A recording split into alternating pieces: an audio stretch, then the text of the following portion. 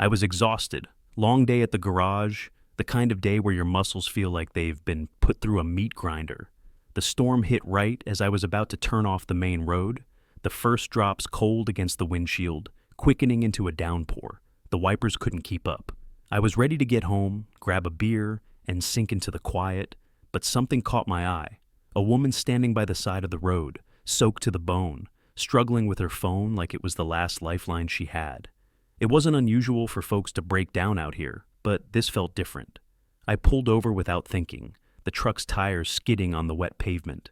She looked at me, her face a mix of confusion and exhaustion, water dripping from her hair in sheets. "You need help?" I asked, already opening the door. She hesitated, eyeing me like I might be the one in need of help. Then she let out a shaky breath. "My car, it won't start. And my phone, it's dead." She was soaking wet, shivering, and I couldn't just leave her there. "I'm heading home. I can give you a ride to the next town if you want." Her eyes narrowed for a second, like she was measuring me up. Then she nodded, reluctant but desperate. "Thanks," she said softly. It wasn't until she slid into the seat next to me, her wet clothes sticking to the leather, that I realized I had no idea who she was or why I was even stopping. I just did. I cranked the truck into gear and pulled back onto the road, the engine rattling like it might fall apart with each bump. The rain was coming down in sheets now, hammering against the roof, the windshield barely keeping up. It was the kind of storm that made everything feel closed in, like the world was shrinking, just the two of us in this old truck, driving through a blur of water and dark sky. She didn't say anything at first, just stared out the window, her hands folded in her lap like she was waiting for the rain to stop. The silence stretched between us, thick and awkward, the only sound the swish of the wipers and the pounding of the rain. I kept my eyes on the road, trying not to let the tension crawl into my shoulders. "You, got family around here?" I asked, glancing over at her. Her face was pale, her hair plastered to her forehead. But there was something in her eyes that looked like she was still holding back. She shook her head. "No, not anymore." Her voice was quiet but sharp, like she was saying more than she wanted to. "Yeah, I get that." I didn't know why I said it. Maybe I was trying to fill the silence, or maybe because I wasn't exactly drowning in family either. But she turned her head toward me then, just a little, and I saw her eyes. Tired eyes. "I was a lawyer, at a big firm in the city. Until they laid me off," she added, like she was getting it out all at once, fast and sharp. Downsizing, economy, that kind of thing. She sounded like she didn't care much about the words, like they didn't mean anything anymore. A wave of something rolled through me, something I wasn't sure was pity or recognition. I knew that feeling, when everything you built, everything you thought was solid, just gets pulled out from under you. "Sorry to hear that," I said, "because what else do you say to someone who's been knocked down?" She didn't respond right away, just looked out the window again, the storm turning the world into gray smears. "I'm on my way to see a friend," she said after a while, her voice quieter now, like it was harder to speak. "In a town nearby, but yeah, my car broke down, and here I am." She laughed, but it wasn't a real laugh. It was the kind that didn't make it to your eyes. I knew that kind. I gripped the wheel tighter, feeling the hum of the truck as we hit a patch of gravel. The road was slick and winding, and I could barely see 10 feet in front of me, but I knew I was close to home. "You know, I've been a mechanic for most of my life," I said, trying to fill the space with something more than the rain and the silence. "I can help you out with that car, if you need it. Probably not tonight, but tomorrow. I got a place where I can take a look." She didn't say anything for a moment, and I thought maybe she was done talking, but then she turned her head and glanced at me. "That's kind of you. Thanks." I nodded, not knowing what else to say. I wasn't exactly good at this whole talking to strangers thing. But she was so quiet, like she wasn't sure where to start either. The truck creaked as I pulled into the gravel driveway at my place, the small house tucked away on the outskirts of town. It wasn't much, just a box of a house with peeling paint and a broken porch light, but it was home. I put the truck in park and turned the engine off. "Well, this is it," I said, glancing over at her. "My place. You're welcome to crash here for the night, dry off a bit before you head out tomorrow." She hesitated, then nodded. "Okay," she said, her voice soft again. "Thanks." I felt like there was more she wanted to say, but she didn't. Instead, she just reached for the door handle and stepped out into the rain. I followed her, locking the truck behind me, and led her to the front door. I didn't say anything else. We didn't need to. I led her inside, the door creaking on its hinges, and she stepped into the small entryway, pausing as if she wasn't sure if she was welcome. The air smelled faintly of wood smoke and old coffee, and the dim light from a single lamp hanging in the corner made the place feel smaller than it was, the cluttered surfaces giving off the vibe of someone who'd been living alone for too long. I kicked a couple of old boots out of the way with my foot and motioned for her to come in. "Make yourself at home, I guess," I said, keeping my voice neutral, though the place felt like a museum of things I didn't want to deal with anymore. The small couch, the coffee table with half-emptied mugs and random tools scattered across it. Nothing in here screamed comfort. She looked around for a second, taking in the old walls and the faded curtains, before she stepped farther inside. I grabbed a towel from the closet and tossed it to her. "Here," I said. "You can dry off in the guest room. The bathroom's right down the hall, too, if you want to change." She caught the towel, and for a second, I saw the hesitation in her eyes. She was probably thinking about what kind of place she'd walked into. I didn't blame her. "Thanks," she finally said, her voice soft again. "I'll just be a minute." I nodded, giving her the space. The silence that followed was heavy, but it wasn't uncomfortable, just strange. I was used to silence, too used to it. I shuffled into the kitchen, pulled a mug from the cabinet, and started brewing coffee, my hands moving almost on their own, like they had a routine I didn't even think about anymore. The storm rattled the windows, and I could hear Sarah moving around in the other room, the soft rustle of fabric. I wanted to say something to her, but my mouth felt dry. By the time she came back out, she looked a little more put together, though still wet-haired and tense. She stopped in the doorway of the kitchen, just watching me for a moment. I could feel her eyes, like she was trying to read something in me that I couldn't hide. "Want some coffee?" I asked, turning away from the machine, more to break the quiet than anything. "Sure," she said.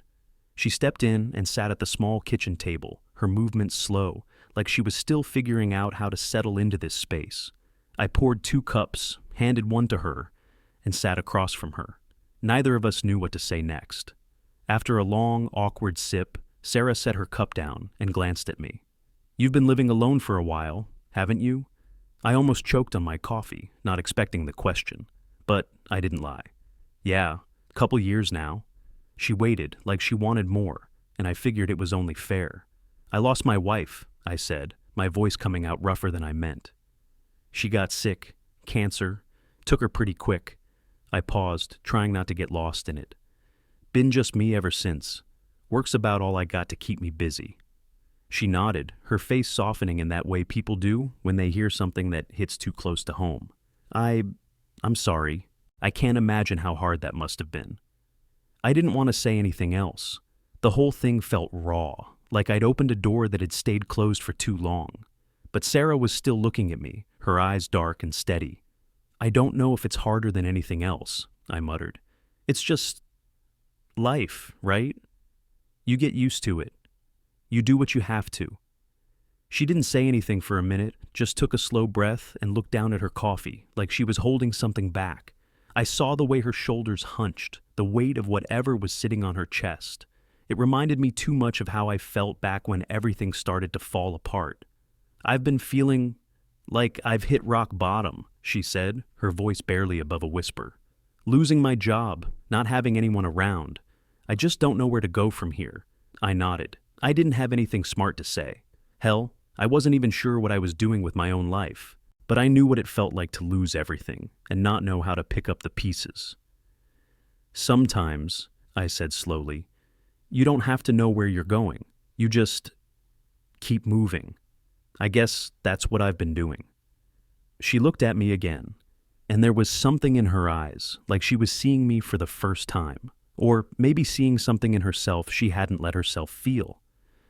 "I think," she said, "that's the hardest part, just moving." I wasn't sure what to say to that, so I didn't. Instead, I pushed my mug aside and stood up.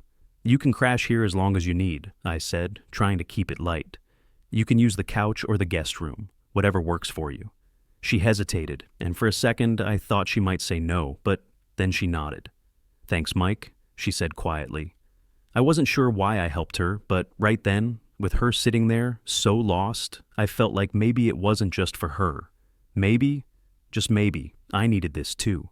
The kitchen was quieter now, just the soft clink of silverware and the occasional sigh from one of us.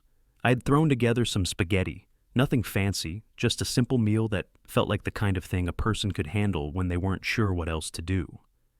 I set the plates down on the table between us and took my seat across from her. She poked at her pasta, but didn't seem hungry.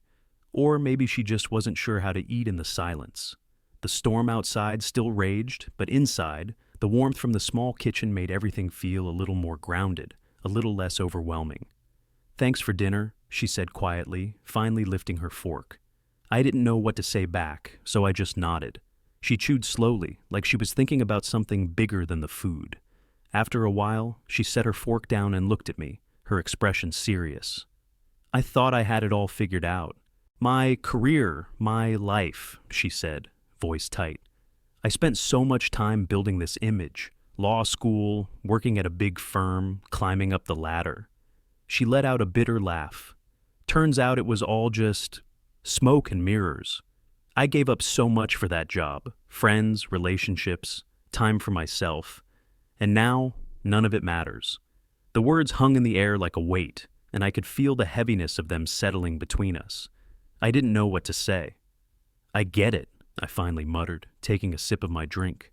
"I worked at a shop for years before I started doing this on my own. People tell you it's the right way to do things, but I don't know. It doesn't feel right anymore, like something's missing.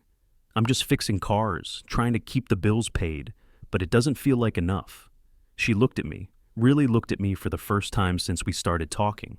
There was something in her gaze, like she wasn't just hearing my words but understanding them. "You ever feel small?" she asked, her voice barely above a whisper. I wasn't sure what she meant at first, but then it clicked.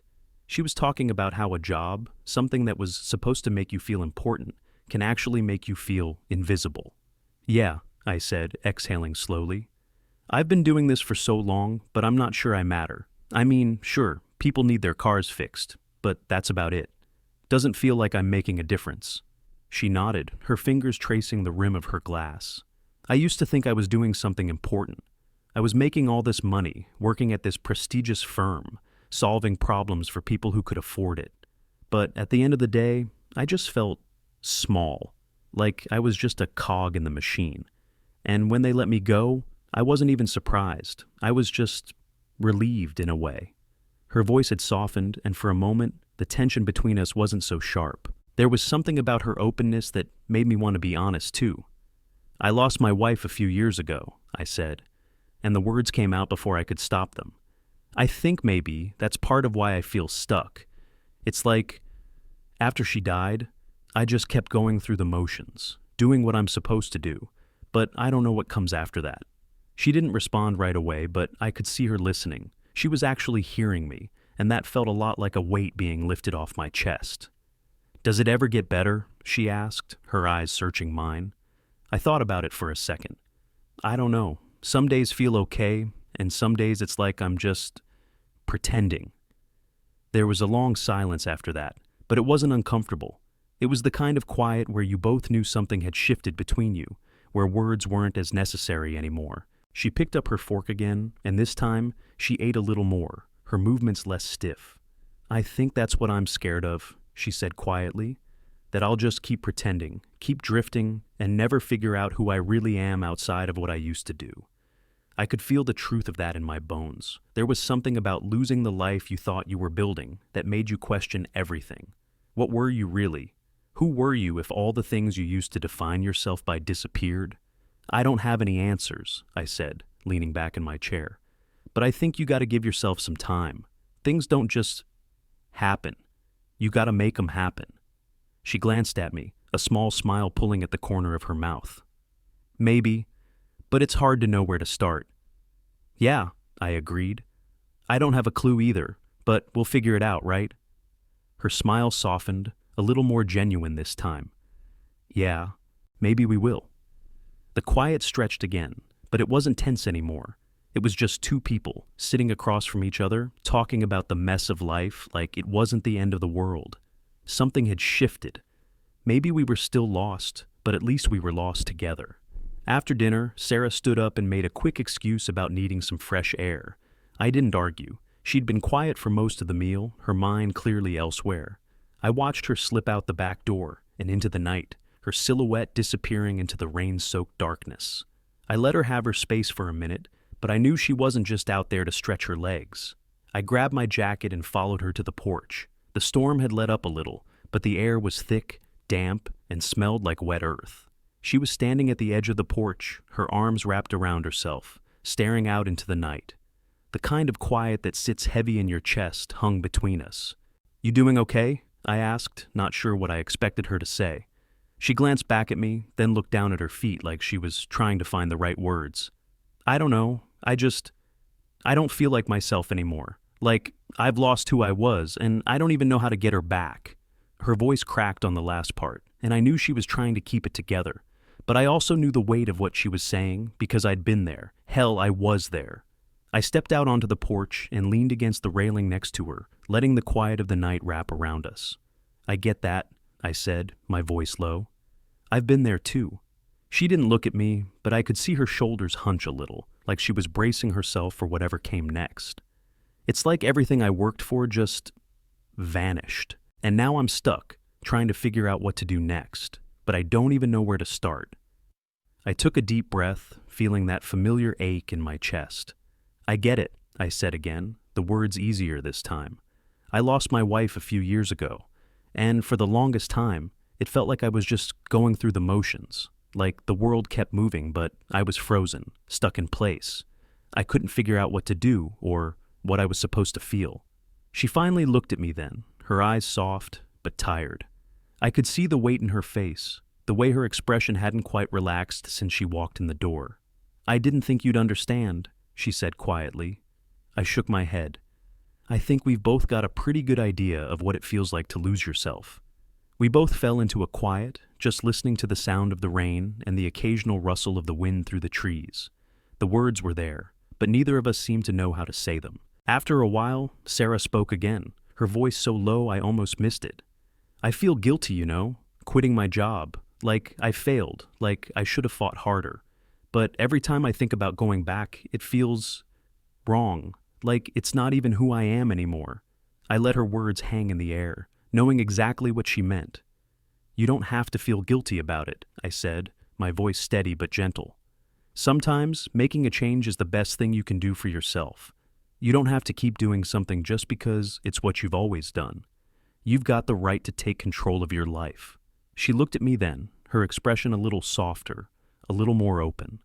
For the first time, she didn't look so much like she was holding everything in, like she had to keep it all together.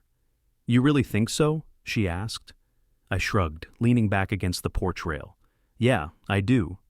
I mean, I don't have it all figured out, but sometimes the hardest thing is just letting go of what you thought you were supposed to be." She didn't respond right away, but I could see the wheels turning in her mind, the way her gaze flickered toward the night sky. The stars were barely visible through the clouds, but there was something about the stillness that made everything feel like it could change if we just let it. "Mike," she started, her voice quieter this time. "How did you keep going? After losing her?" It was a question I hadn't really been ready to answer, but I figured if there was ever a time to talk about it, it was now. "I don't know," I said, my voice low. "I guess for a while, I didn't. I just worked, kept myself busy, but eventually, I realized I couldn't keep pretending like I was okay. I had to figure out how to live with it, not around it, and even now, it's not perfect. But some days, it's just enough." She didn't say anything for a minute, just stood there, watching me. Her expression had softened, not just from the weight of the conversation, but from something else, something like understanding. "I guess I'm still trying to figure out how to live with all of this," she said, almost to herself. "But maybe I don't have to figure it all out tonight." I smiled a little. "Yeah, maybe not." We both stood there, side by side, not saying anything else for a while. It wasn't an uncomfortable silence, though. It felt like we were just letting everything settle, letting the weight of our words and our shared stories fill the space between us. It wasn't some grand, dramatic moment, But when Sarah looked over at me, her eyes a little softer than before, I knew something had shifted, something had clicked. And for the first time in a long time, I didn't feel quite so alone. I woke up to the soft light of early morning, filtering through the blinds. The house was still, the kind of quiet that felt like it was holding its breath. For a second, I didn't remember where I was. Then it hit me. Sarah was here, and I'd almost forgotten that after everything we talked about last night. I dragged myself out of bed, the sheets cold where I'd left them. I could hear the faint sound of coffee brewing from the kitchen as I walked down the hall. When I rounded the corner, I saw her sitting at the kitchen table, cradling a mug in her hands, staring out the window like she was watching the world wake up. Her hair was messy, and the exhaustion was still there in the lines of her face. But there was something different too, like she was breathing a little easier this morning. I didn't know what to say at first, so I just stood there for a second. "Morning," I finally muttered. She glanced up at me, her expression soft, but there was a wariness to it. "Morning," she replied, her voice quiet but not as heavy as last night. "You want some breakfast?" I asked, pulling out a chair and sitting across from her. "I've got eggs, nothing fancy." She hesitated, then nodded. "That sounds good, yeah." I scrambled some eggs, the sizzle filling the kitchen, while Sarah stayed mostly silent, sipping her coffee. The quiet wasn't uncomfortable, but it was there, like we were both still figuring out how to be around each other after everything we'd shared. I plated the eggs and slid them across the table to her, trying not to make a big deal out of the fact that she was still here. She glanced down at the plate, then back up at me. "Thanks," she said softly. "I really didn't expect any of this. Last night, it was unexpected, but kind of nice." I nodded, not sure what to say to that. "You're welcome." We ate in silence for a few minutes, the sound of silverware against plates filling the gaps. I could feel her thinking, like she was trying to figure out what came next. Finally, she broke the silence. "I don't know what to do next," she said, pushing a piece of egg around on her plate. "I'm not sure if I should keep looking for work around here, or just leave and try something else. Maybe the city, but I don't even know where to start." I took a slow breath. I get that. Sometimes it's easier to just keep going, even when you don't know what's next. But sometimes you gotta stop and figure out what you really want. She looked up at me then, meeting my eyes for the first time this morning, and I saw a flicker of doubt in her gaze. I don't even know what I want anymore. I didn't have a good answer for that. Hell, I didn't even know what I wanted. But I'd been around long enough to know that figuring it out didn't happen in one night or even 1 week. It took time. "I can help you with your car," I said, the words coming out without thinking. "If you need it, I've got some tools. Used to work on engines back when I worked in the shop." She looked up at me, her eyes soft but skeptical. "I don't know. I don't want to put you out, Mike." "It's not a big deal," I said, shrugging. "I'm not doing anything else today. Besides, I've been fixing cars for years. I'm good at it." She considered that for a moment, her eyes flicking down to her mug as if she was weighing her options. "I guess, if you don't mind," she said slowly, her voice unsure. I nodded, not wanting to push too hard. I didn't know what she needed or what she was thinking. I wasn't sure how much I wanted to get involved either, but helping her with the car felt like something I could do without overstepping. "I'll give it a shot," I said, trying to sound casual. "We'll see what's wrong with it. If I can fix it, I will." She nodded, but I could see the doubt still in her eyes. She didn't know what she was doing either, and I couldn't blame her. She finished her breakfast in silence, then set her mug down, her fingers tracing the edge like she was deciding whether to stay or go. "I appreciate everything you've done for me," she said, her voice barely above a whisper.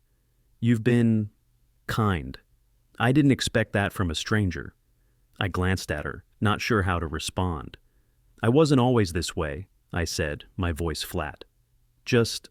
I guess I've learned a thing or two about feeling like you're on your own."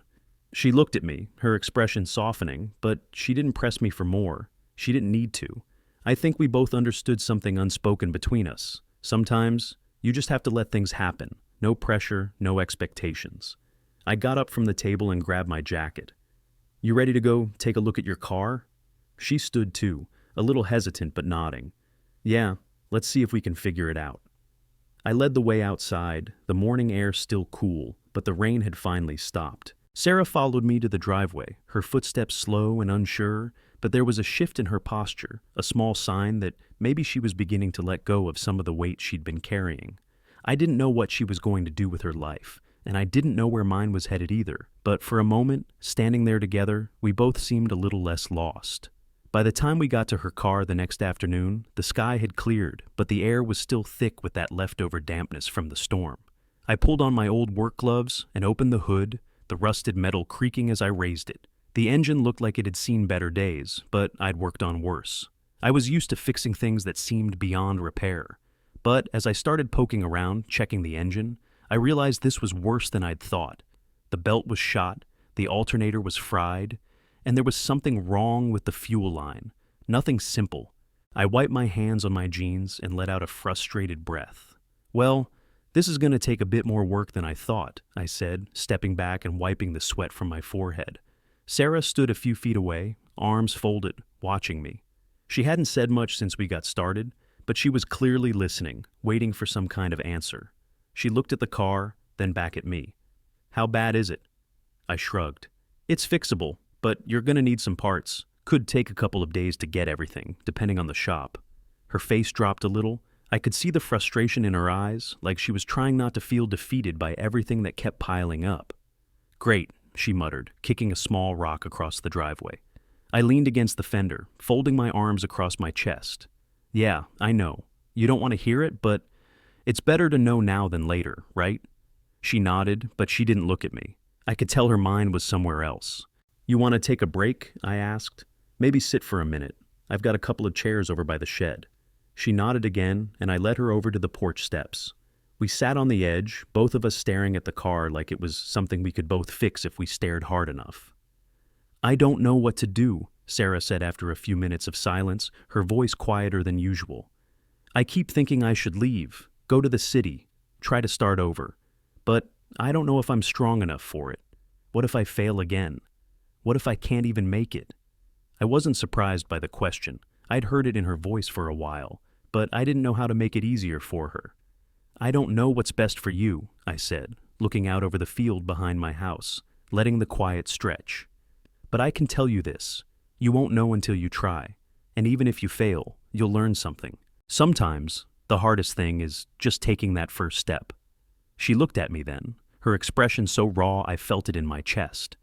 "But what if I can't get back up? What if everything falls apart again?" I let her words sit between us for a moment. I didn't have the answers for that. I didn't know how to fix everything, or if it was even possible to, but I understood the fear. I knew what it was like to feel like you were walking through a fog, unsure of what the next step would bring. "I know what it's like to feel like that," I said, my voice softer now. "After losing my wife, it felt like I was just drifting, like I couldn't find my feet again. I'd wake up, go through the motions, but nothing felt real. Nothing felt like it was mine anymore." I could see Sarah processing that, her eyes scanning my face, trying to understand. "I'm still figuring it out, to be honest," I added. "I don't think you ever really get over it. You just learn to carry it with you, make peace with the fact that you're not going to have all the answers, but you got to keep moving forward, even if it's one small step at a time."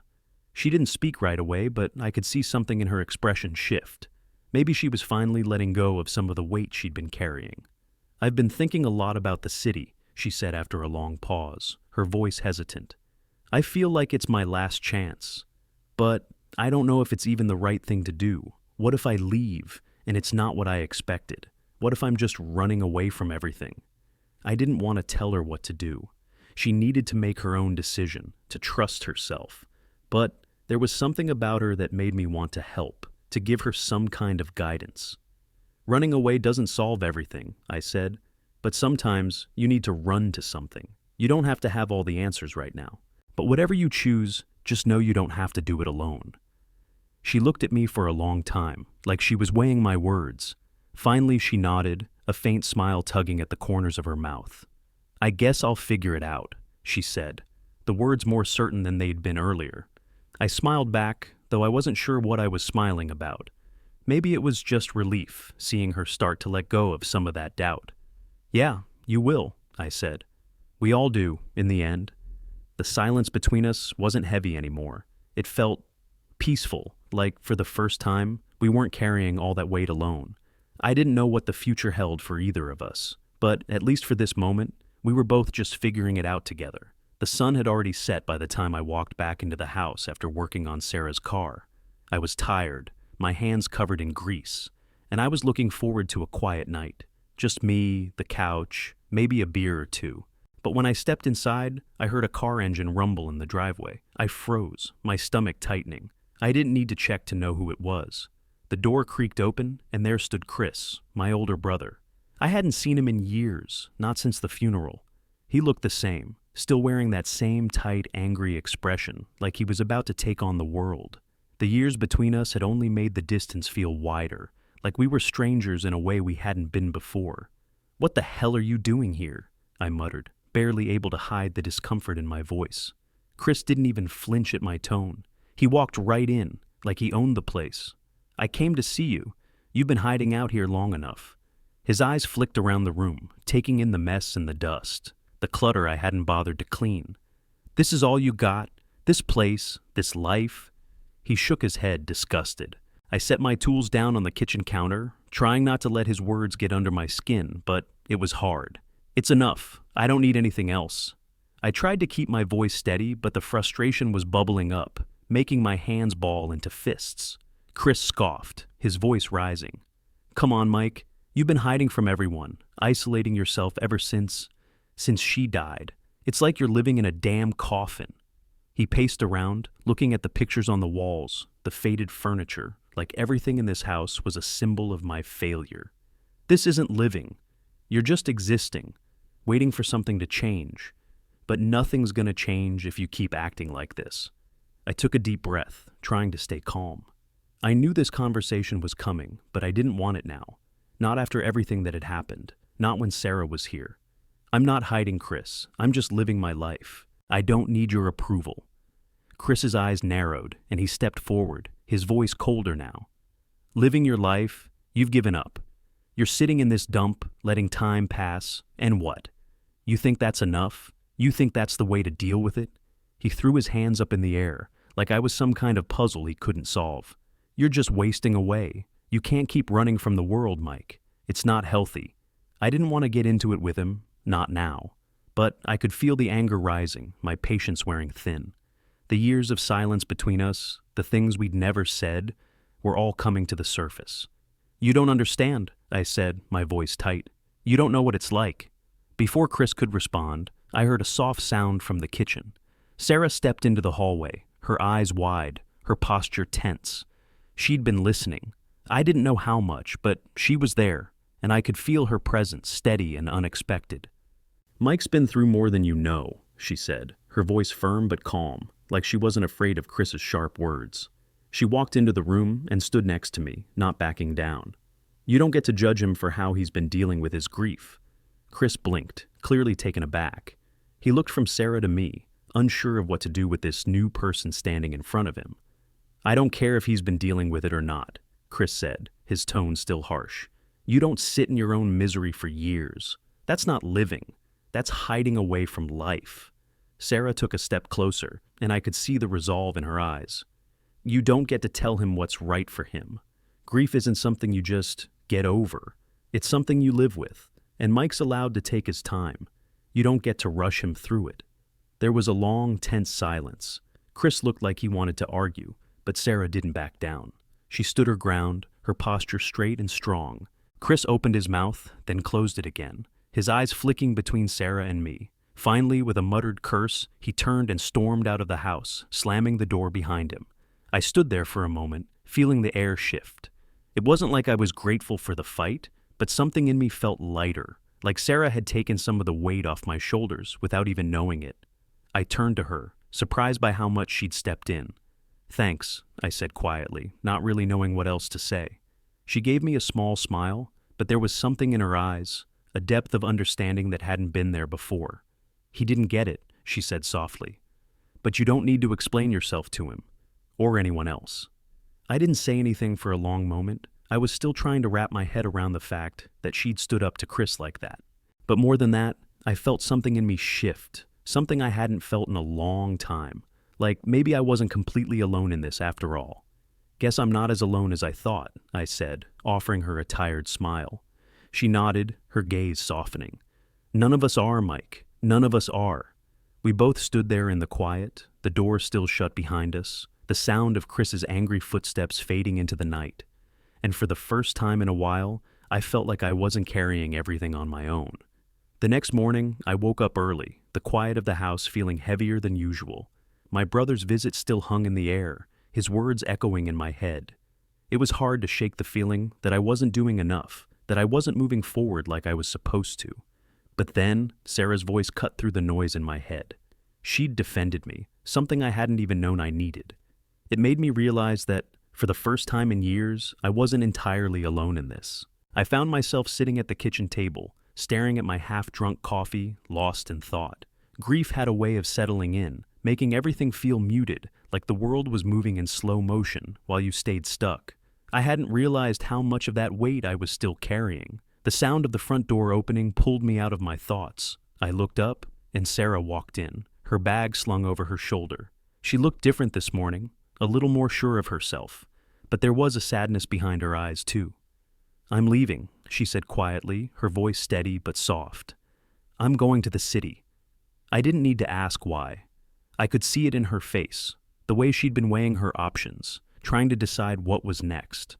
And now she was taking the step. "Yeah," I said, trying to keep my voice neutral, even though I didn't want her to go. She nodded, then set her bag down on the table and sat across from me. "I've been thinking about it all night. I'm still not sure what I'm doing, but I can't keep running from what I need. I've been holding on to something that's not even there anymore." There was something in her eyes, a quiet resolve, like she was finally seeing the bigger picture. "I get that," I said, feeling the weight of the words. "You can't keep waiting for something to change if you're not making a move." She smiled, a little uncertain, but real. "Exactly." The air between us felt thick for a second, like we were both trying to figure out what this was, what we were to each other. I didn't want to make it harder for her, didn't want to hold her back. "I'm glad you're doing this," I said, meaning it more than I expected. "I think you're right. You need to find what's next, even if it's messy and uncertain." She paused, then reached out, touching my hand gently. It was small, but it felt like a promise. "Thank you," she said softly, "for everything. For not letting me hide away." I squeezed her hand briefly, then let go. "You don't have to thank me. I'm just glad I could help." She stood up, adjusting her bag, and for a moment, it felt like we were both just waiting for something to happen, some kind of goodbye. But there was no dramatic speech, no big farewell, just two people who had shared something that would stay with them. She walked to the door, then turned back to look at me. "I'll never forget this, Mike. Really." I nodded, the lump in my throat catching me off guard. "Take care of yourself, Sarah." She gave me a small, final smile and stepped out the door, her car engine starting up. I watched her pull out of the driveway, the dust rising behind her, and for a moment I just stood there, feeling a strange mix of loss and peace. As her car disappeared down the road, I felt something shift inside me. I wasn't sure where my life was headed, and I didn't have the answers Sarah was looking for. But watching her go, I realized something. I wasn't defined by the grief anymore. I wasn't stuck. Maybe that's what Sarah had given me, an understanding that moving forward didn't mean forgetting, but learning how to live with what we'd lost. And with that, I stepped back into the house, feeling like I could breathe a little easier. Life would go on, uncertain as ever, but I was finally ready to face whatever came next.